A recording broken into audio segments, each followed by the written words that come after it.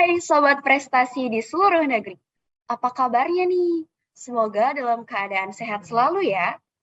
Senang sekali saya Fatima Nur Muhammad bisa membersamai Sobat Prestasi di rumah maupun dimanapun berada. Dalam kegiatan sosialisasi FLS 2N tahun 2022 bidang lomba baca puisi. Nah, Sobat Prestasi, FLS 2N ini merupakan salah satu kompetensi seni bergengsi untuk siswa-siswi SMA, MA, maupun sekolah Indonesia luar negeri.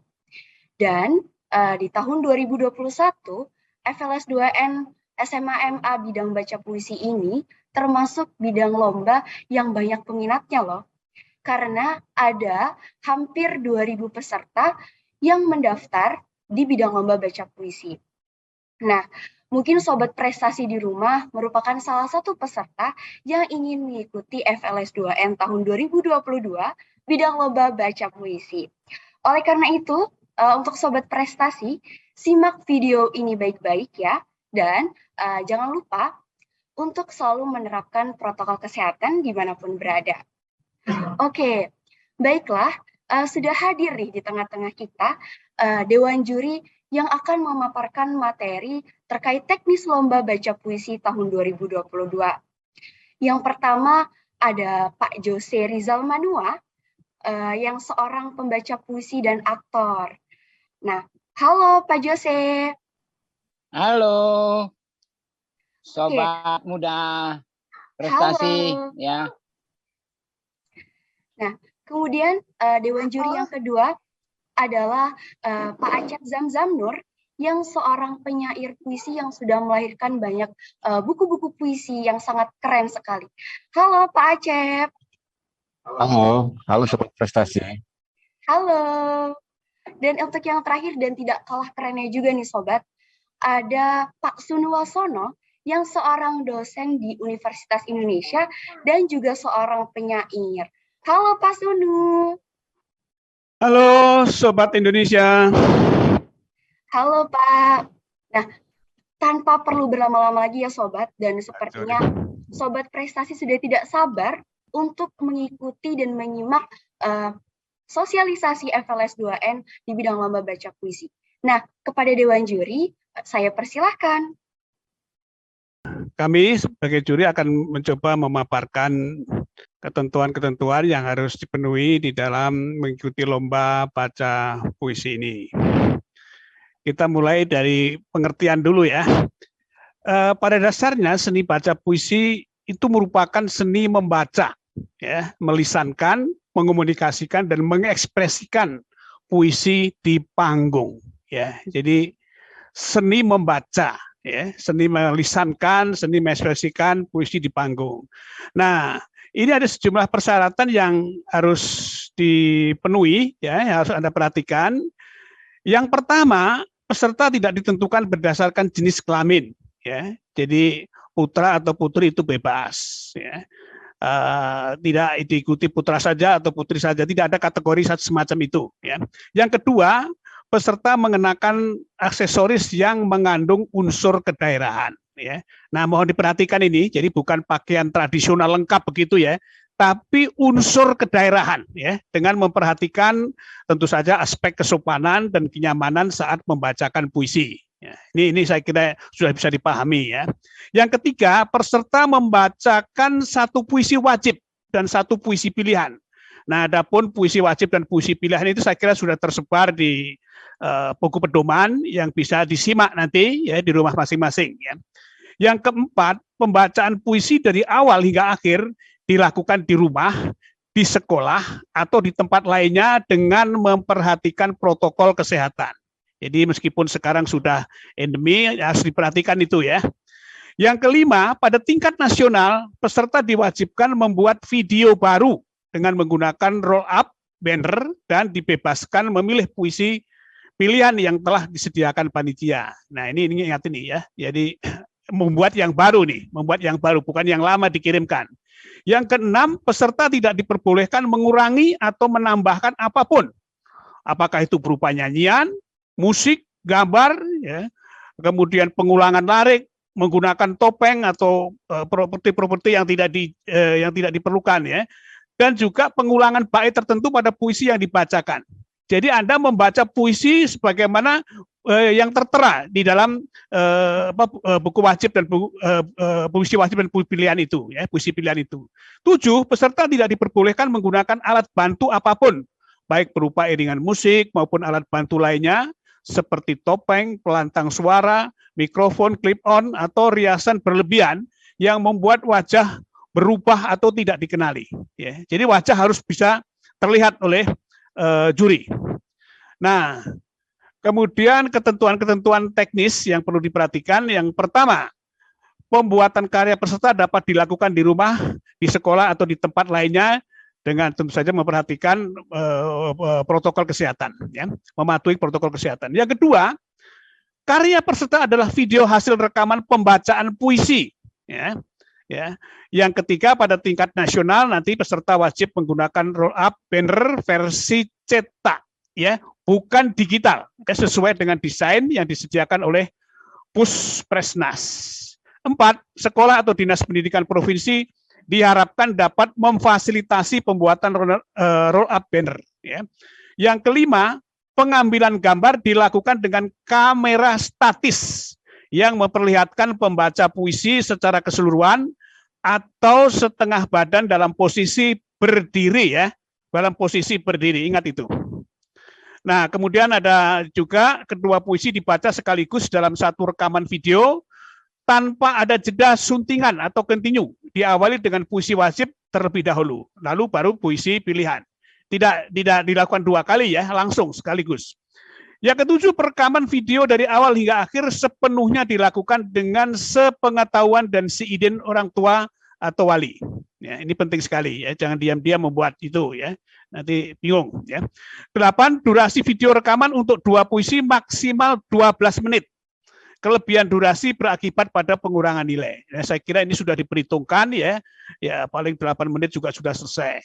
9, format file video MP4, ya, kualitas HD dengan resolusi 720p dan perekaman video diambil secara landscape atau horizontal.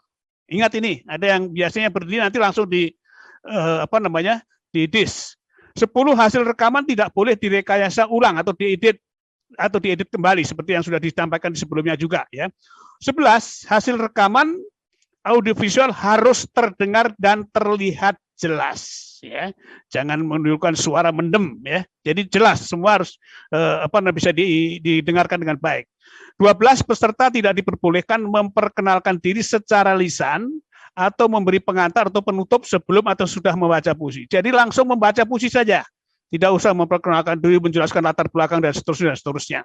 Ini kita lanjutkan. Tiap peserta membacakan puisi wajib dan 1 puisi pilihan. Ya. Daftar puisi sudah terlampir.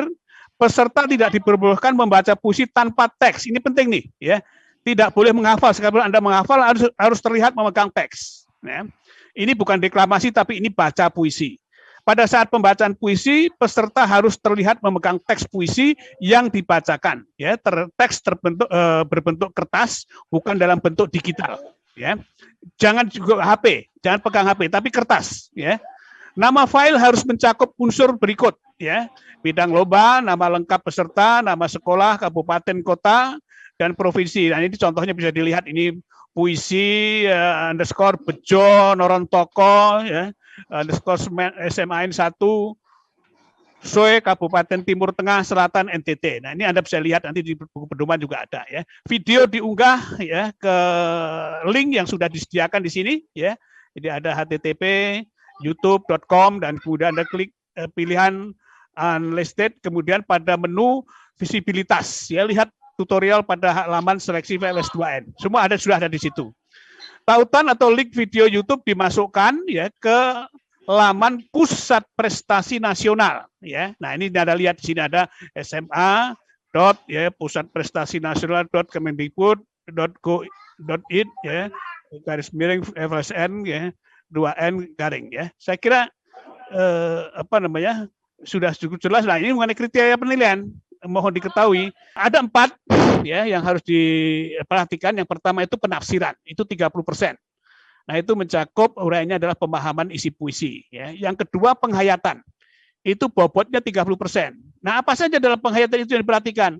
Ketepatan emosi pembaca dengan puisi yang dibacakan. Kemudian daya konsentrasi, lalu ekspresi.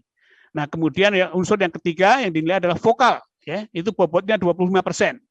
Nah, di sini yang harus diperhatikan adalah kejelasan artikulasi membaca, penguasaan tempo membaca, penguasaan dinamika membaca, penguasaan ritme membaca.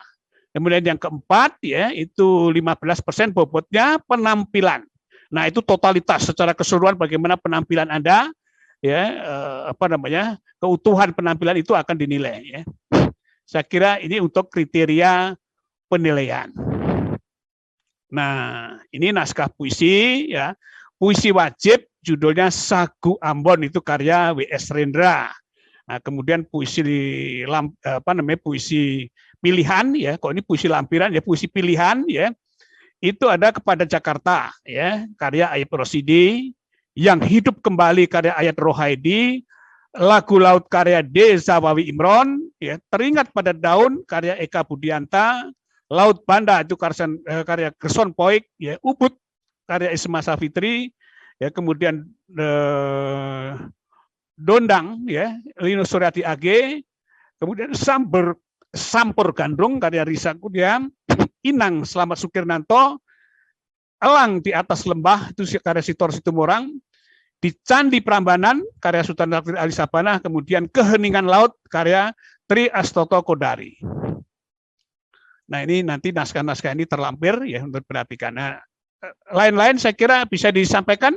Ya, tadi sudah disampaikan ketentuan dan persyaratan. Sekarang ada tambahan ini lain-lain ya yang juga perlu diperhatikan oleh sobat prestasi di seluruh Indonesia.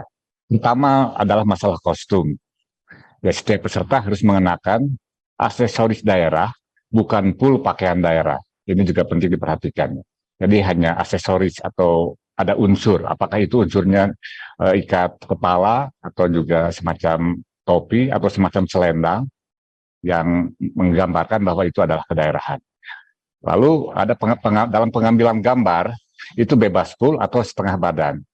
Tadi sudah dijelaskan juga bahwa posisi kamera itu adalah kamera statis. Lalu naskah puisi berupa kertas dan dibawa selama pembacaan puisi. Artinya yang dibaca itu langsung dari kertas, bukan dari HP. Lalu roll up dan banner dicetak bukan secara virtual background. Di tingkat provinsi hal ini tidak wajib, tapi nanti di tingkat nasional kalau sobat-sobat prestasi masuk ke tingkat nasional itu harus memakai banner. Lalu video berbentuk landscape, bukan potret ya, bukan juga selfie. Lalu pengambilan video cukup dengan satu kamera dan kamera statis atau diam, ya, tidak bergerak. Terus dilarang menggunakan alat bantu pengeras suara, clip on dan lain-lain. Selama membaca puisi, wajah tidak boleh ditutupi oleh masker atau face shield. Tidak perlu ada adegan melepas masker atau face shield. Tidak boleh bernyanyi dan menambah lirik puisi dengan bunyi-bunyian. Jadi hanya membaca puisi sesuai dengan lirik yang tertera di atas tag, ya, di atas kertas tersebut. Itu barangkali sebagai tambahan lain-lainnya. Lalu ini ada contoh bagaimana peserta yang menggunakan unsur kedaerahan. Ada yang berbentuk ikat kepala, ada juga yang berbentuk mahkota, atau juga bisa selendang. Jadi sahabat prestasi bisa memilih salah satunya. Baiklah, itu tadi penyampaian sosialisasi mengenai teknis lomba baca puisi di tahun 2022. Semoga pemaparan tadi bisa memperjelas pemahaman para sobat prestasi di rumah ya. Semoga sudah tidak bingung-bingung lagi. Nah, terima kasih juga kepada Dewan Juri yang telah memaparkan materi.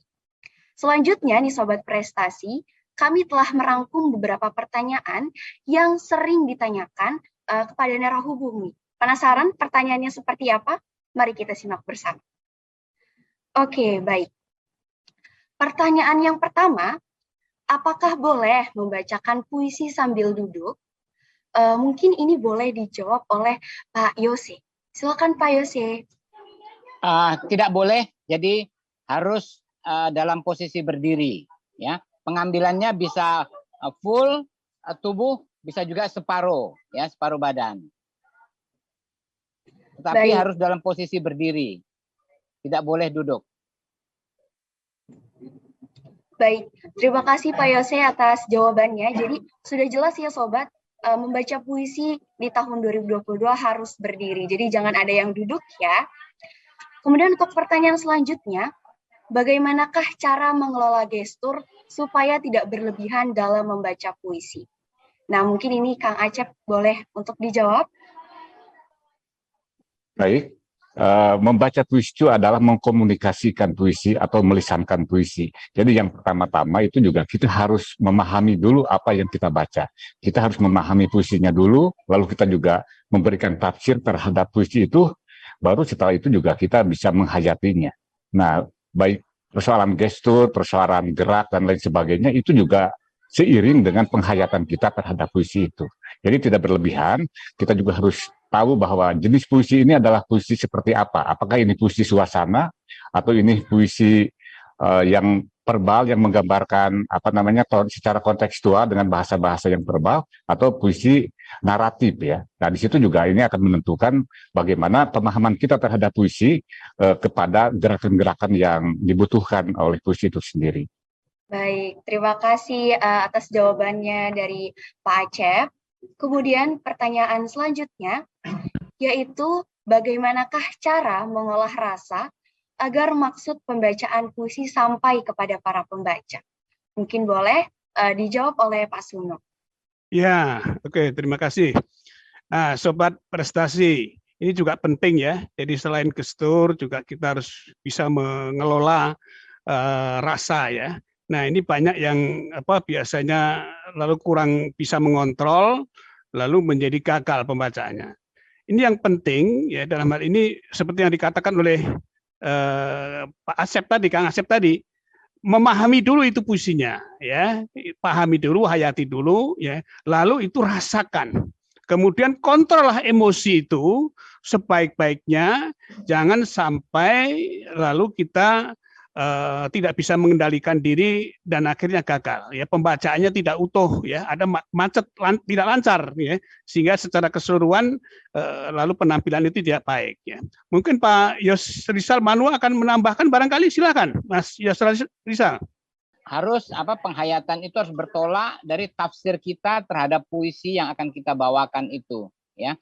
Tadi Pak Acep juga mengatakan bahwa gerakan itu dilakukan secukupnya ya. Kalau berlebih menggunakan gerakan dia menjadi over, kalau tidak bergerak sama sekali dia menjadi under. Jadi tafsirkan dengan tepat sehingga gerakan itu memperkuat ucapan, begitu juga memperkuat penghayatan ya. Jadi penghayatan harus berdasarkan tafsir kita terhadap puisi. Baik. Terima kasih untuk jawabannya dari Pak Sunu dan Pak Yose. Jadi memang yang paling penting itu sebenarnya kita harus memahami dan mampu menginterpretasikan puisi terlebih dahulu dengan baik. Nah, kemudian pertanyaan selanjutnya yaitu latihan-latihan apa yang harus dilakukan untuk menjadi seorang pembaca puisi yang baik? Nah, mungkin ini boleh dijawab nih oleh para dewan juri. Silakan Mas Yos.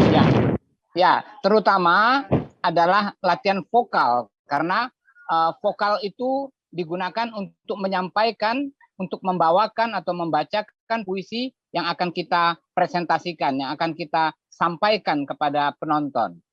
Artinya, seseorang harus melatih tekanan ucapan, ya. Tekanan ucapan yang tepat akan menggambarkan isi pikiran dan isi perasaan dari kalimat. Jadi, latihan tekanan ucapan itu penting. Misalnya begini, ada kalimat, saya mau pergi ke pasar. Nah, yang ditekan misalnya pasar. Saya mau pergi ke pasar. Artinya, saya tidak ke sekolah, saya tidak ke mall, tetapi saya ke pasar. Gitu ya. Nah, sekarang kalau yang ditekan sayanya, misalnya, saya tidak pergi ke pasar. Artinya, yang tidak pergi ke pasar itu saya, bukan adik saya, bukan om saya, bukan teman saya. Jadi lihat, salah kita menekan tekanan ucapan, menggunakan tekanan ucapan artinya bisa lain.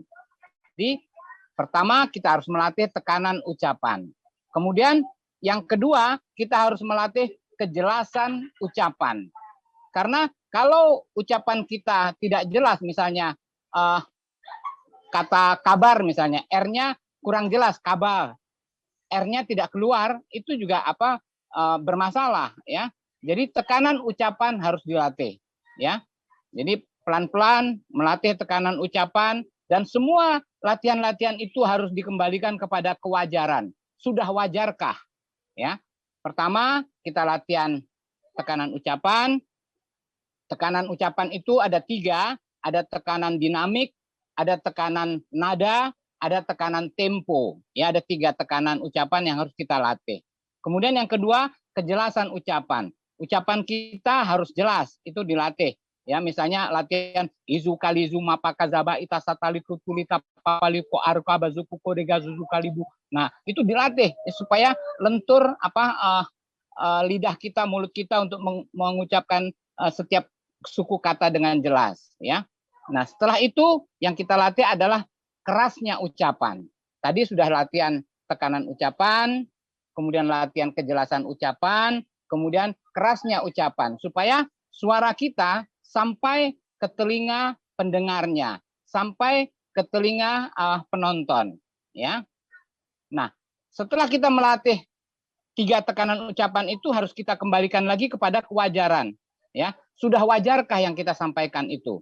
Karena kalau kita berlebihan mengeluarkan suaranya, itu bisa over ya. Atau kalau kita kurang menggunakan tenaga juga dia menjadi under. Nah, cukup menggunakannya. Nah, itu perlu latihan ya. Misalnya dalam kerja kita sehari-hari, kita seringkali bercakap-cakap dengan teman atau dalam kehidupan sehari-hari dengan orang di seberang jalan, kita bisa menakar ucapan kita. Nah, begitu juga di dalam membaca puisi ini, takaran itu harus kita latih kembali. Karena takaran ini tujuannya hubungannya dengan situasi artistik ya, di dalam kita mempresentasikan diri, mengekspresikan diri di dalam membaca puisi. Begitu? Ya, tadi sudah jelas dijelaskan sama Bang Jose bagaimana latihan-latihan yang kaitannya dengan artistik ya, dengan bagaimana cara membaca puisi yang indah, yang baik. Tapi juga di luar itu tidak kalah pentingnya adalah juga latihan terhadap penafsiran, pemahaman terhadap puisi itu sendiri. Nah, di sini barangkali seorang pembaca puisi itu harus berapresiasi terhadap dunia perpuisian. Misalnya dunia perpuisian Indonesia, membaca banyak puisi dari macam-macam penyair, sehingga kita bisa membedakan karakter dari satu penyair dengan penyair lain. Pemahaman terhadap puisi ini juga akan sinkron tadi dengan apa yang dilatih dalam sisi artistik.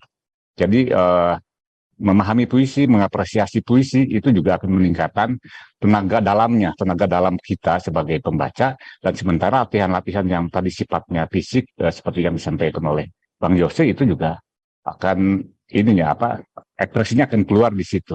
Jadi ini harus digabungkan. Banyaklah membaca puisi, banyaklah berapresiasi, pahami juga penyair-penyair dengan berbagai macam puisinya sehingga kita bisa tahu tentang khasanah perpuisian Indonesia. Terima kasih. Pak Sunu, silakan. Ya, sedikit karena sudah sangat banyak ya. Saya kira saya akan menambahkan sedikit saja. Perhatikan, ini kaitannya dengan pemahaman tadi. Setiap penyair itu punya cara sendiri dalam menuliskan puisi. Tidak berarti dalam satu baris itu harus selesai diucapkan. Kemungkinan itu ada sambungannya di bawah gitu. Jadi ada misalnya meja besar, ya itu besarnya itu ditulis di bawah, mejanya ada di larik di atasnya. Nah, itu jangan sampai meja besar. Nah, itu jadi nanti lain. Ini ya maknanya jadi lain. Oleh karena itu penting sekali pemahaman terhadap puisi yang kita baca. Pahami dulu ya. Jadi bagaimana ini cara memenggal kata ya, cara menyusun lirik dari puisinya itu oleh si penyair. Dan saya ingin menggarisbawahi penting juga nih yang ditekankan oleh Pak Yos tadi mengenai kewajaran. Ini penting sekali ya. Dari tahun ke tahun dilihat ada yang baca itu muter-muter kayak orang vertigo ya, gerakannya muter-muter begitu ya, kalau enggak membungkuk-bungkuk begitu ya. Nah, sampai dari awal sampai akhir bungkuk-bungkuk, padahal puisinya tidak dari segi makna bukan mengajak kita untuk membungkuk-bungkuk, misalnya seperti itu. Nah, kenapa harus begitu? Ada yang melihat ke atas terus, ya, seperti orang yang sedang kemasukan sesuatu, ya, lalu matanya lihat ke atas terus tidak bisa melihat ke bawah atau sampai ke arah ke depan, misalnya seperti itu. Jadi kewajaran itu penting. Jadi bukan hanya keras lembutnya, ya, tapi juga gerakan-gerakan itu juga harus wajar, ya. Ya, seperlunya saja, ya, sesuai dengan kebutuhan dari pembacaan puisi itu sendiri. Saya kira itu saja. Terima kasih. Baik, terima kasih banyak atas jawabannya dari para dewan juri. Namun saya akan mencoba merangkum jawaban-jawaban tadi ya, sobat, supaya sobat prestasi bisa lebih paham begitu. Jadi dari Pak Yosi tadi jawabannya latihan vokal itu sangat penting, seperti melatih tekanan ucapan, kemudian kejelasan ucapan, dan kerasnya ucapan. Dan dari latihan-latihan tersebut diharapkan sobat prestasi bisa melakukan pembacaan puisi dengan wajar, tidak cukup dan tidak berlebihan. Kemudian dari Kang Acep sendiri, latihan yang penting itu adalah terkait latihan menafsirkan puisi dengan baik. Bagaimana caranya? Dengan banyak-banyak mengapresiasi, banyak-banyak membaca puisi-puisi karya penyair di Indonesia. Kemudian jawaban dari Pak Sunu, penting sekali ya untuk memahami isi puisi terlebih dahulu. Dan penting juga untuk bisa memenggal puisi dengan baik dan melakukan pembacaan puisi itu dengan wajar. Begitu ya Sobat. Nah, tak terasa itu tadi pertanyaan terakhir yang telah kami rangkum. Jika Sobat Prestasi masih memiliki banyak pertanyaan, silahkan menghubungi narahubung baca puisi. Nah, atau bisa dibaca-baca kembali pedoman yang telah disediakan. Baiklah, Sobat Prestasi, itu saja pemaparan sosialisasi FLS 2N tahun 2022 bidang lomba baca puisi. Semoga FLS 2N tahun ini lancar dan makin banyak para pembaca-pembaca puisi yang berkualitas dalam hasanah perpuisian Indonesia. Saya Fatimah Nurul Muhammad, mewakili panitia yang bertugas memohon maaf apabila terdapat kesalahan. Terima kasih dan sampai jumpa.